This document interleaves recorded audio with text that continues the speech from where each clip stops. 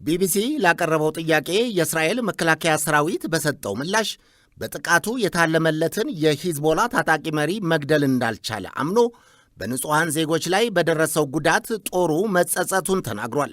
የሊባኖስ ኃይሎች ፓርቲ አባላት በሚኖርበት ሕንፃ ላይ በኢላማ ስህተት በአየር ጥቃት የሰነዘረው የእስራኤል ጦር በጥቃቱ የሂዝቦላ ወታደራዊ ንቅናቄ ተቃዋሚ ፓርቲ መሪ ፒየር ሙአዋድና ባለቤታቸው ፍላቪያ በመኖሪያ ቤታቸው በዓል እያከበሩ ባለበት በግፍ ተገለዋል።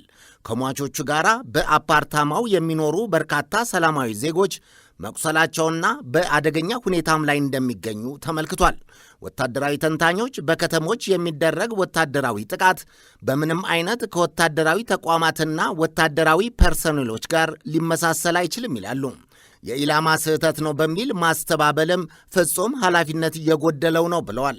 ፒየር ሙአዋድ የሂዝቦላ ወታደራዊ ንቅናቄ የተሳሳተ የትግል ስልት የያዘ ነው፣ ጎድቶ በማይጎዳ የሮኬት ጥቃት ለእስራኤልና ወዳጆቿ ሊባኖስን ለማጥቃት ምክንያት የሚሰጥ ሀገር እየጎዳ የሚገኝ ቡድን ነው፣ የትግል ስልቱን መቀየር አለበት የሚል ፓርቲ መሪ ነበሩ። የእስራኤልና የአሜሪካ ወታደራዊ ጥቃት አሳውን ለመግደል ባህሩን ማጥፋት ከሚል የተዛነፈ ፖሊሲ መላቀቅ አለበት የሚሉ ታዛቢዎች በኃይል አማራጭ የኢራንን ወታደራዊ ኃይልም ሆነ ሌሎች ታጣቂ ቡድኖችና አንጃዎችን ጨርሶ ማጥፋት የማይቻል ነው ማለታቸውን የቢቢሲ ጸሐፊ ዳንኤል ዴሳይመን ዘግቧል። የሆነ ሆኖ የአሜሪካና የእስራኤል መከራከሪያ እንደ ሂዝቦላ ያሉ ታጣቂዎች ከመደበኛ ሰራዊት ቅርጽ ይልቅ በሰላማዊ ዜጎች መካከል ተደብቀው ስለሚገኙ የጦር ግንባርን ከመኖሪያ ቤቶች መለየት አስቸጋሪ ያደርገዋል ይላሉ። ግና ዳንኤል ዴሳይመን እንደሚለው አስቸጋሪ ቢሆንስ ለሰላማዊ ዜጎች ግድ ያላቸው ወታደራዊ ኃይል ናቸው ወይ ሲል ይጠይቃል። ጥቃቱ ፈልገሽ ምቺ ነው፣ ካልሆነም የሰብአዊ ጋሻው ይመታ የሚሉ ናቸው። ጭራሽ በዚህ አይነቱ የጅምላ ጥቃት በውስጥም በውጭም በኢራንና በሊባኖስ ላይ ተቃውሞና ጫና እንዲመጣባቸው በማድረግ ጥቃት የሚደርሰው የንጹሐን ዜጎች ሞትና የተቋማት ውድመት በእነሱ ቋንቋ ነሰሰሪ ኢቭል ወይም እንደ አስፈላጊ ክፋት ነው የሚወሰደው።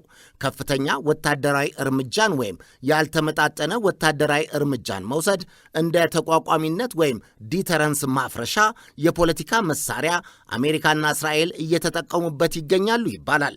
ይህ አይነቱ እርምጃ ለንጹሐን ጥንቃቄ ማድረግን ችላ የሚል ነው። አስፈላጊ የሆነ ክፋት ወይም ጭካኔ ተብሎም የለ። ከሞራልና ከዓለም አቀፍ ሕግ አንጻርስ ጫና ለመፍጠርም ሆነ ጠላትን ለማጥፋት የሚሰነዘር ተመጣጣኝ ያልሆነ ጥቃት የሚያስከትለው የንጹሐን ሕይወት ዋጋ ከፍተኛ በመሆኑ በዓለም አቀፍ ወታደራዊ ሕግም የተከለከለ ነው።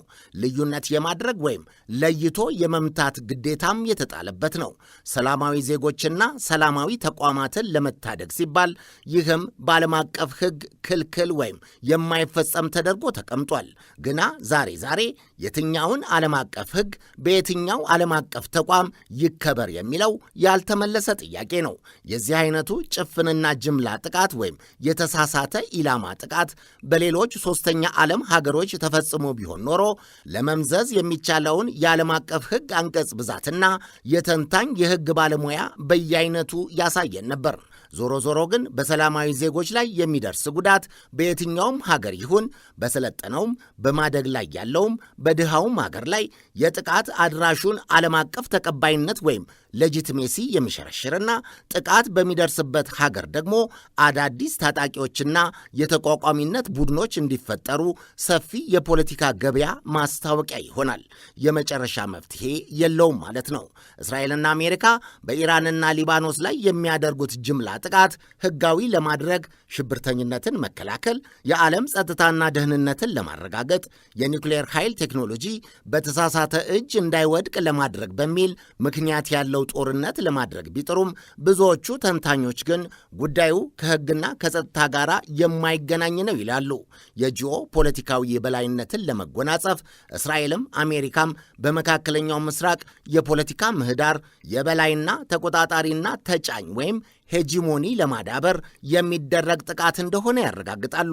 የኢራን አይነት በቴክኖሎጂ አቅምና በወታደራዊ ቁመና እየደረጁ የመጡ ሀገሮች እንዲሁም የኒውክሌር ኃይል ቴክኖሎጂ ላይ ለመድረስ ጥቂት የቀራቸው ሀገሮች በቀጠናው ገነው እንዳይወጡ ስለማይፈለግ የሚፈጸም የመጫን፣ የመድፈቅ ጥቃት፣ ማዕቀብ፣ ወታደራዊ እርምጃ፣ የሳይበር ጥቃት የተቀነባበረ ተግባር እንደሆነ ያረጋግጣሉ።